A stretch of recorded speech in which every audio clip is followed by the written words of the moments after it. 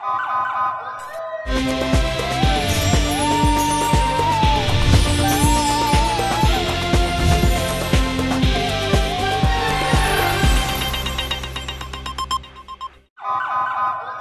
پہلے نظر ڈالتے ہیں اب تک کی بلیٹن۔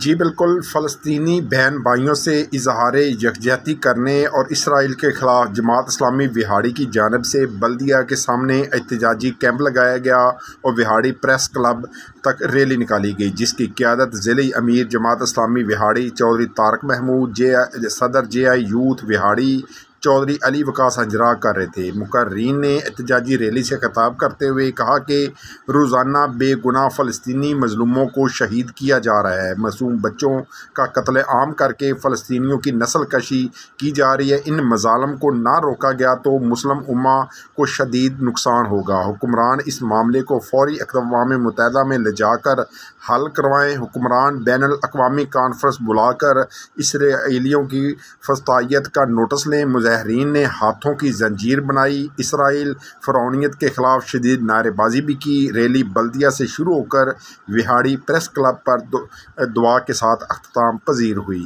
کسی حصے میں اگر درد ہوتا ہے تو پورا جسم برقرار ہو جاتا ہے، لیکن بدقسمتی سے امت مسلمہ سوئی ہوئی ہے اور فرقوں میں بٹی ہوئی ہے۔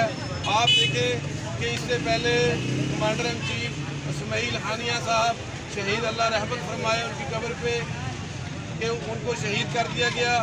حسن نصر اللہ صاحب، اس کو بھی شہید کر دیا گیا۔